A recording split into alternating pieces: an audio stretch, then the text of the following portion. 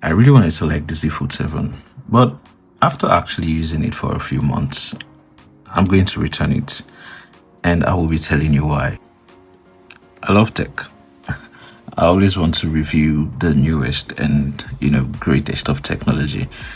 And when this came out, I knew I just had to test it at least, if not make it my daily driver. I wanted a phone that did everything. I wanted my tablet in the form of a phone. I still wanted my phone. I wanted a one-handed device as well. And this is one of the best one-handed devices in the market today. That went close though, because the reachability is great. The slimness is just amazing compared to maybe an iPhone. So I wanted a phone that could do it all. I wanted a compact phone. I wanted a massive screen. I wanted DeX mode, and I wanted great cameras. The Fold sounds perfect on paper. It does. It's meant to feature a 200 megapixel camera, great battery life. It's got a flexible display. It's got a brilliant new form factor. It has this new brilliant form factor compared to the Z Fold of last year, which was quite bulky. This is amazing. I can't knock the build of this phone because it is so damn slim. It's so damn light in the hand, and it's so much fun for what it is, but it still just isn't exactly what I thought it would be, or not as much as I thought it would be at least. And that sounds really terrible because, I mean, it's amazing to look at. It's amazing to look at, and it's amazing to read the specs off paper. But as we go on in this video, you'll probably understand where the shortcomings are. You can't knock on the amazing big screen for media consumption and for Instagram. Like, it's just amazing. They're actually making use of the screen. It doesn't just have a big screen for the sake. It's actually been, used really well. The user interface actually works with the size of the screen. And for consuming media, I don't think there's any phone that comes close to this. Any normal form factor phones that come close to this, because it's just the king in media consumption, if we're being honest. It is, because to go from this form factor, you could be consuming media in this form factor, watching a nice video. That's not bad. That's not bad, but this is amazing. It's just great. The ease and the continuity, of going from this, the video is still playing, and when you open up, it just continues. That's amazing. So for media consumption, this is number one. It's way up there. And for multitasking, oh my god, don't get me started on this thing. It is the best in multitasking. Like, check that out. Check, this is Instagram, and it's still as much as it would be on my iPhone. And then I have YouTube here. I believe I can even add a third app. Yeah, there you go. Now we've got ChatGPT. So I've got Instagram, I've got YouTube, and I've got ChatGPT all in one screen. So it's a freaking amazing device, if you ask me. In a lot of ways. In a lot of ways, it's just pretty darn amazing. Oh, hope I'm not playing the wrong type of videos. Hope my video doesn't get taken down. But yeah, it's great for multitasking. Unlike the iPhones, which barely has any multitasking really.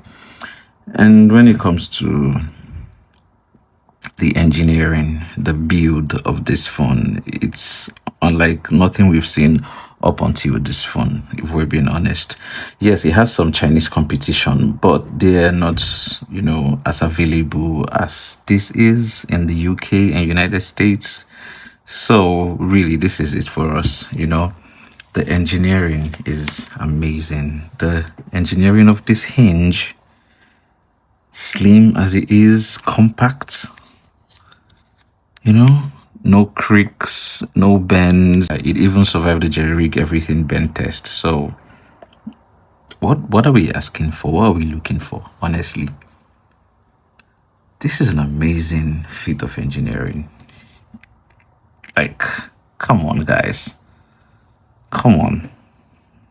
It's pretty damn amazing. I don't know what else we're looking for. But that being said, the real reason I will be returning this device. Okay, chill. The real reason why I will be returning this device is because it's not for me. I don't know how else to put it, not to sound petty or just looking for an excuse, but I do not sincerely feel like this device is for me. Because to be honest, when I do go out with this device, when I do go to work with this phone, at times I completely forget to open the phone and I might go the whole 12-hour shift using the device just like this. And then what's the need of spending almost £2,000 for a bigger screen, which I barely use? Since I started playing games on my PlayStation, I barely game on my phone anymore.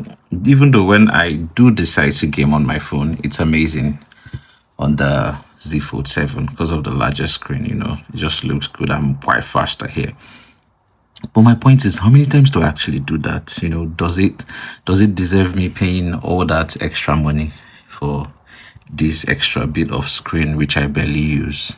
That's one point. And a huge factor as to why I'm returning this phone is the camera inconsistencies.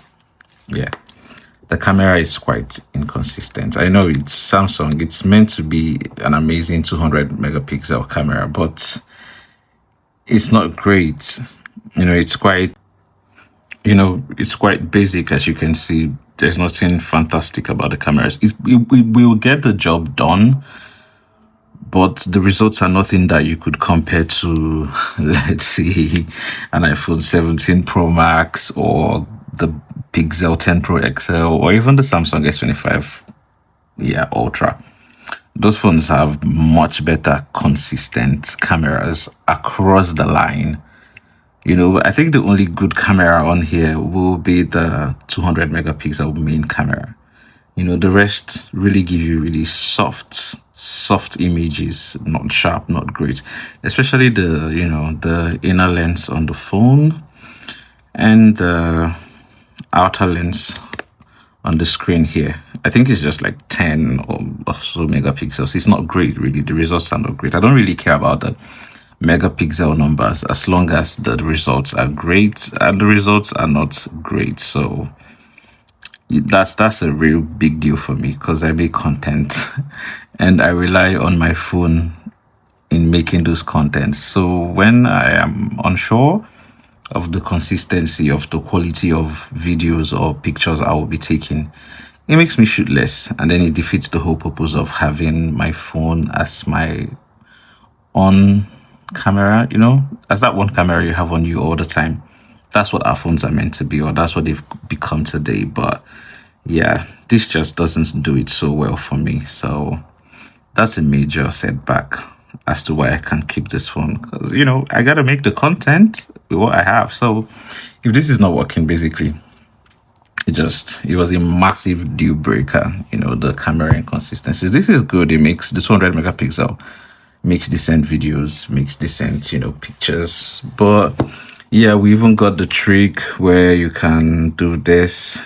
Yeah, it's a nice thing. How do they do it? I know there's a way you can use the, I'm not sure. Oh yeah, there's a way you can do this. So you can use the outer lens, the outer screen as your preview window, and you can take pictures that way. But it still doesn't work great, because if I'm looking at the lens to have a proper communication with the people I'm speaking to, then I can't properly see myself and what I look like. I don't know, it's just going around to fix a problem that never existed in the first place. Just put a proper good working camera on the front screen and then you wouldn't have to, unfold my phone to make content. It doesn't make it just seems like a gimmick to me. Just saying, it seems like a gimmick to me. So yeah, that being said, that's the major reason why I couldn't just keep the Z Fold 7 as my everyday main phone. And video workflow is not as reliable as it is on the iPhone. We all know about the ecosystem. And if we're making videos, or if I'm making videos every other day, I most times end up sending them to my MacBook Pro or, sharing them with somebody else. And that is not as easily done on a Samsung as you would think.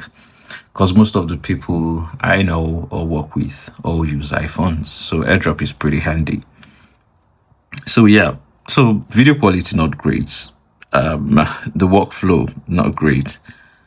So yeah, it stops me from enjoying this, and that's terrible because this is an amazing, I've said it before, this is an amazing feat of engineering. Like there's no other way to look at it. It's just an amazing feat of engineering. It's beautiful. It was love at first sight. Not really. It wasn't love at first sight, but yeah, it looks great, and the folding technology is amazing. I love that, and I commend the engineers so well. But it's not for me. It's not for me, really. No, it's not. This is the reason why. Okay, this is not the entire reason, but this is why I confidently feel like this is not the phone for me, because it's just not as reliable as this in terms of video, which is why I do a lot. I do a lot of videos, so I just need something that is reliable all the time, and iPhones are reliable. They work as well as they do every time, almost every time. Like, you never have that fear of saying, oh, do I want to switch from my main lens to my ultra wide or to my zoom lens? Because they're all good across the board. And that's not the truth for the Z Fold 7. As amazing as this phone is, the cameras really, really matter to me. And once I'm not enjoying the process of creating content, or I'm not confident in the process of shooting, content, of making videos or taking pictures, I just don't enjoy the device, and it makes me want to use it less, and that would be unfair for such amazing feat of engineering. I feel like it's for other people, just not me. Another reason is the fact that as amazing as the Fold is, I feel it still compromises my everyday use, or the fact that water damage is such a big deal for it still just doesn't make it as reliable or as comfortable as I would be using an iPhone, even an older model, which I'm filming on. I'm currently filming on the 16 Pro Max, and that is an amazing, amazing device. Strong. I've used it caseless most of the time. It gives me great content, great pictures, great videos. Yeah, and if I can get all that from an iPhone 16 Pro Max, that's about £1,000 brand new, why then would I want to spend £1,900 on a Z Fold 7, which I would hate to shoot on? Just saying. Okay, so who is the Z Fold 7 made for? That's the question of the day now. Because it certainly isn't made for somebody like me, But I believe it's made for the power users, I believe it's made for people who are probably having to run maybe an Excel on one side, maybe Messenger and email on one side. If you really have so many things to do and you're comfortable doing all of those things on your phone, if you're comfortable using so many windows and multitasking and getting things done, then by all means, this phone is for you. because the battery is not the best, but it's great. It's good enough. It's definitely an all-day phone. The design is futuristic. It will get people talking and looking. So if you're into that, then this is for you, you know. And the Samsung phones has the best chipsets. So Snapdragon will get everything you need to do, you know, done. It will do it all for you, you know, editing, you know, whatever, it will do it for you. Gaming is pretty good, runs really well, doesn't run hot. So it is still a pretty great device, just not for me. It's probably for a power user who enjoys Android, maybe a one phone person. I'm not a one phone person, so if I were to have just one Android, I wouldn't make it this. I would probably go with a Pixel because they're a lot more affordable. Their cameras are better. I feel their pictures are better. So if you're into, you know, heavy usage, if you're a heavy user, if you're a power user, you love to multitask, then this is for you. Like, come on, YouTube chat, you can change it to an email. It's a really amazing device, you know. If productivity is the thing for you, you know, this is it. This is it. There's no, you know, going up and down. So that being said, I will be sticking to the iPhone as my main device, and I will be sticking to the Pixel as my main Android device, and I will be explaining why in coming videos. So if you'd like to see that, subscribe, like, and hang around.